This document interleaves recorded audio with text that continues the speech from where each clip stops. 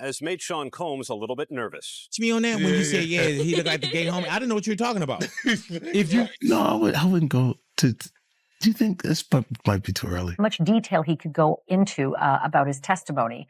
And because the 8 people in the videos, the 8 celebrities in the videos were allegedly victims of sex crimes, we know who they are. Sean Diddy Combs walked into the courtroom yesterday wearing a sweater over a white-collared shirt and gray slacks. He hugged his attorneys when he got in. Apologized, saying, "Sorry, Your Honor, I'm a little nervous today." 8 celebrities, 6 men and 2 women. How many of those 8 celebrities were close to being underage or potentially underage? 2 males. Diddy strolled into that courtroom like he had it all under control. Cool, calm, and dressed like he was headed to a press event, not a legal battle. Rocking a clean-cut suit and dark shades, he gave off that boss energy. But underneath, the tension was screaming loud. You could feel it in the room, the hush, the stares, the weight of what was about to drop. Everybody sensed it. Something major was coming. And then, boom! 50 Cent's new audio hit the speakers, straight from his upcoming Netflix documentary that's already got folks buzzing. As soon as the first few words played, the whole room froze. Phones dropped, eyes locked forward. It was like the air got sucked right out of the place. Diddy's whole vibe flipped in a second. That unshakable, polished image, gone. You could see it. His face dropped. His body tensed up. The man who walked in like a king suddenly looked cornered. The recording caught him slipping in a way no one expected. His voice came through, casual and playful. Too playful. He was heard talking about wanting to go shopping with another man, saying he'd pay, and how they should kick it. On their own, those words might sound chill, maybe even harmless. But in the middle of everything swirling around his name, those words hit different, real different. Statement is something you can tell it was written by a lawyer. Because there's a point where it kind of gets aggressive. He's like, not just by what was said, but how it fit into the bigger picture. All those headlines, all the speculation. It was like that clip gave them a new lens to view it all. The smirks were gone. The whispers turned into gasps.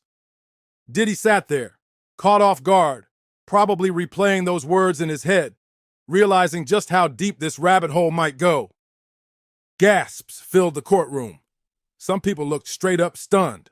Others squirmed in their seats, unsure where to look. Even seasoned reporters in the back row suddenly went into overdrive, fingers flying across keyboards like they were racing the clock.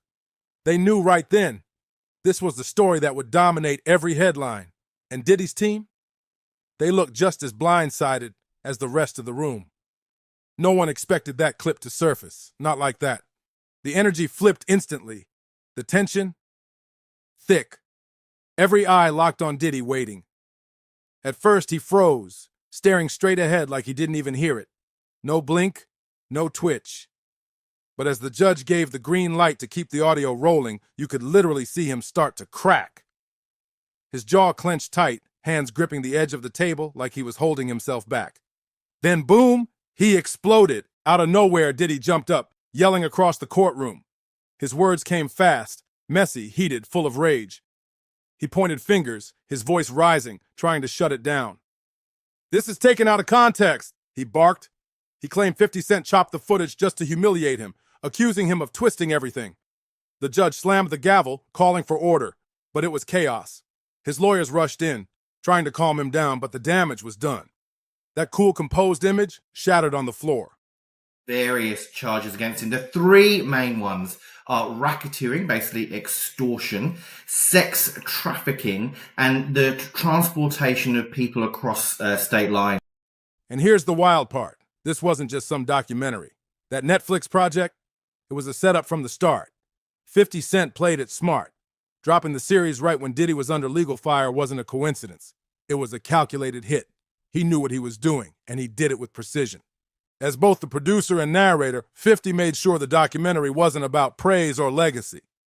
It was a public takedown dressed as entertainment. This documentary wasn't just for show. It was designed to cut deep. It peeled back layers that had been hidden for years, dragging out stories folks only dared to whisper behind closed doors. But the biggest punch? That private audio clip secretly recorded during what seemed like a chill conversation. When it played, Diddy's words didn't just sound off, They straight up made the whole room sit up. The tension skyrocketed. And guess what? That's exactly what 50 Cent planned. Now, people can say whatever they want about 50. Call him a master troll, a marketing mastermind, even ruthless, because he is. But this time, it's bigger than beef. Yeah, the back and forth between him and Diddy has been going on forever. Sneaky comments in interviews, cryptic posts online, constant shots that kept fans guessing. But when Diddy's legal drama blew up, 50 didn't just laugh and post memes, he loaded the big guns. He saw his moment and pounced. Instead of tossing shady tweets, he put together a whole Netflix doc with receipts. He made sure the world heard a version of Diddy most people never even knew existed. The type of stuff that's usually locked away in industry secrets and protected circles. But 50, he pulled that curtain all the way back. Is it personal? Will you go out to the prison and will you visit him just for funsies? I don't know. Look, because you think that right now he can feel like I'm his enemy. Wait, what? Yeah, why would you feel that way? I mean, I'm not his enemy, the federal government. But also a spotlight. A mirror held up to the face of fame, power, and the silence that surrounds it. And it's working, loud and clear. The fact that the judge even allowed that audio in court proves just how wild and explosive it really is. That one clip flipped everything. It wasn't just evidence. It was a full-on bomb that left jaws on the floor. This wasn't just some casual back and forth. It was raw, unfiltered, and straight up revealing. The kind of stuff people have been whispering about for years finally had a voice. And it was Diddy's own. As the courtroom speakers echoed with his words, it hit everyone. This wasn't just cringy, it was potentially incriminating. One of the wildest moments came when Diddy casually dropped, "Yo, why don't we go shopping? I'll pay for it." Said like it was nothing, like it was just another friendly offer. But the tone, the vibe, it was way off. No hesitation, no filter, no sense of boundaries. It felt more like a move than a joke, like he was trying something that crossed the line, and the worst part, he didn't seem to care. The courtroom fell into total silence. You could see people trying to wrap their heads around what they just heard, trying to make sense of something that sounded so out of pocket. And that wasn't even the whole thing. It wasn't just one offhand line. There were multiple comments, and together they painted a picture no one could ignore. He threw in talk about kicking it, and then, out of nowhere, a bizarre line about playing with your booty in Miami. But I don't have that thing where, we ain't had no thing. I wasn't sending nothing at him, big. If it was on the street side like that, we would be actively doing things to each other. That part? That had people looking around like, did he really just say that? Every single eyebrow in the room was raised. These weren't just strange slips. They fit a bigger pattern that people have been hinting at for years. Whether he meant them as jokes or not, saying that stuff on a recorded call was a major mistake.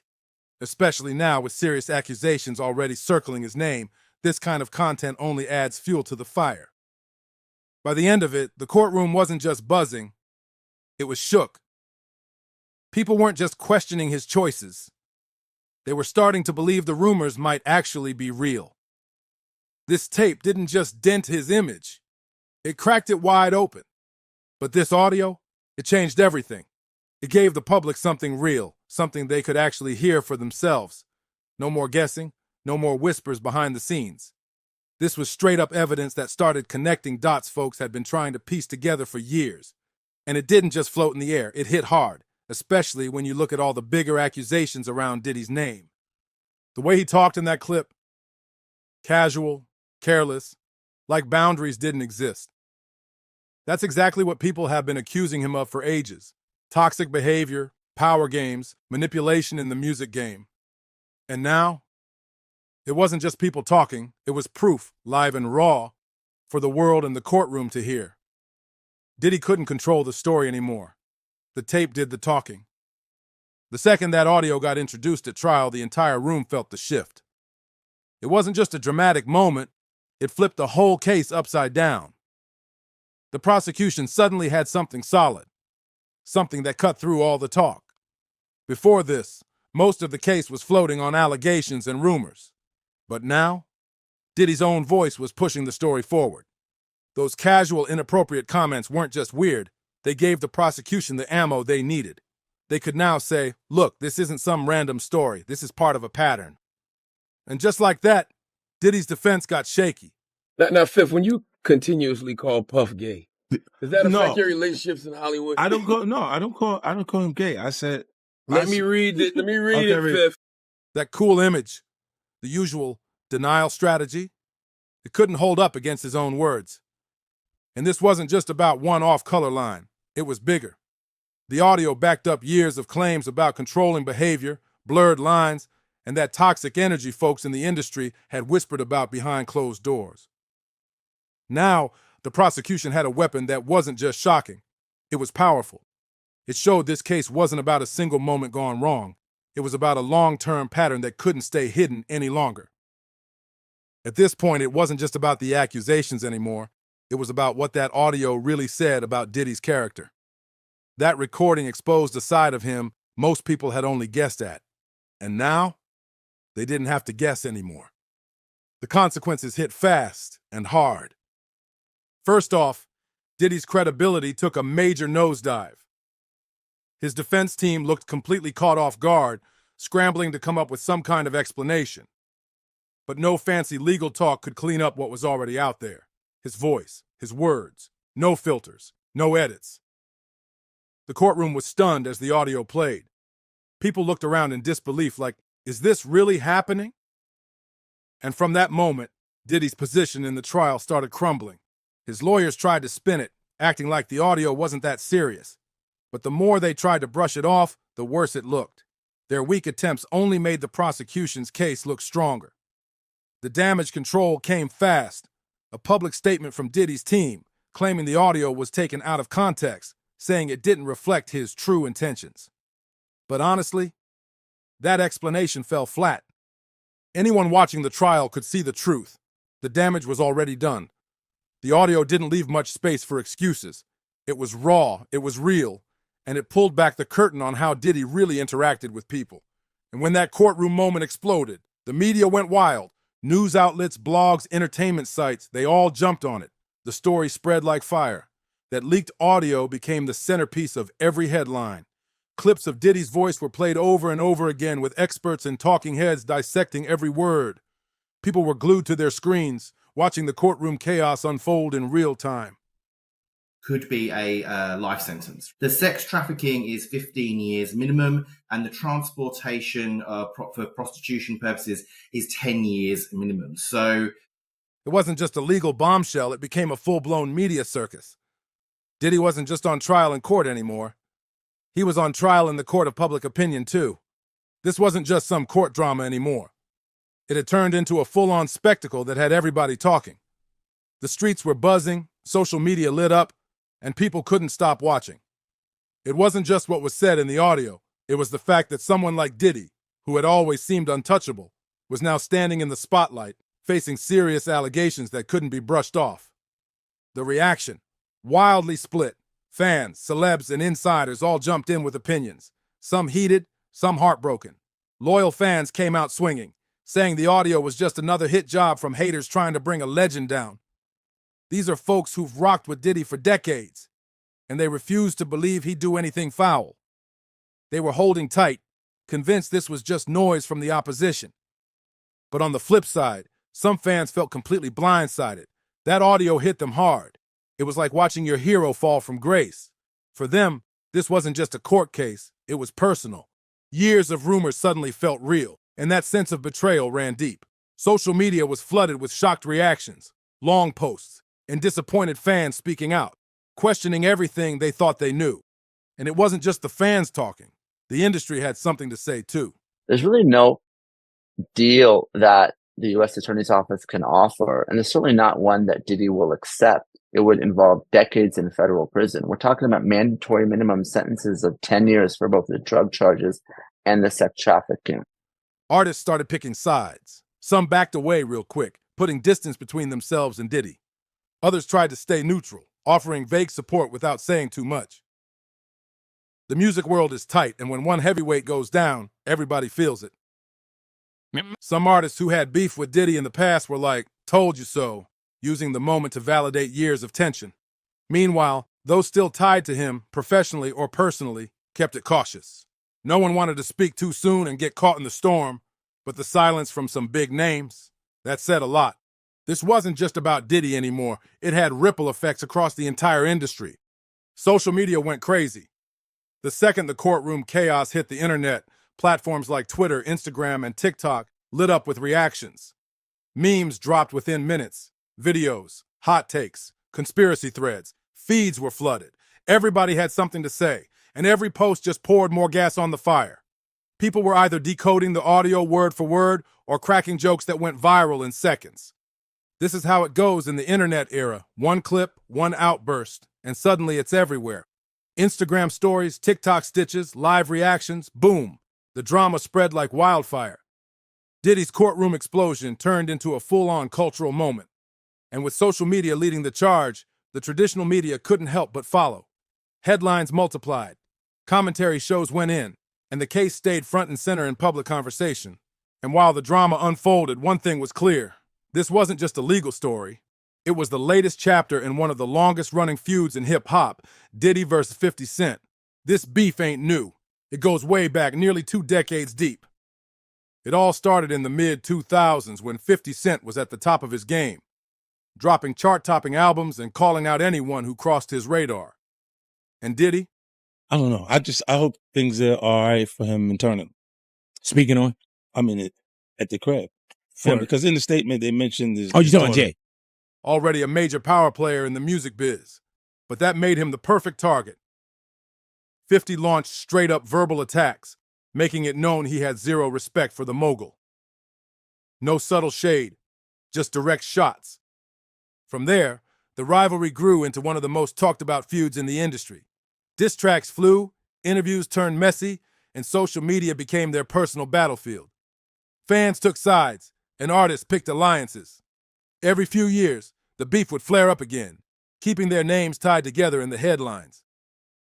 The first major spark, back in 2006 when 50 Cent dropped The Bomb, a diss track aimed right at Diddy. It was a public takedown that made headlines fast and kicked off years of back-and-forth shade. Since then, 50's kept the pressure on, accusing Diddy of being fake, throwing shots at his deals, and clowning him every chance he got. But Diddy, for years, he played it cool, calm, slick, like none of it fazed him. He refused to let 50 get the upper hand, until now. This time, things hit different. The courtroom chaos sparked by 50 Cent's Netflix documentary and that wild audio evidence just added a whole new layer to one of hip-hop's most heated rivalries. If you've been keeping up with this feud, you already know 50's been on Diddy's neck for years. So this latest blow? It wasn't a shock. It was just the next move in a long game of chess. That documentary wasn't just for views. It was surgical. 50 knew what he was doing. He dug deep, pulled out the messy stuff, and exposed parts of Diddy's past that had been kept under wraps for too long. From shady industry dealings to uncomfortable conversations caught on tape, 50 laid it all out. And the moment that audio hit the courtroom speakers, Diddy's polished image took a serious hit. This wasn't just another diss track or a petty jab online.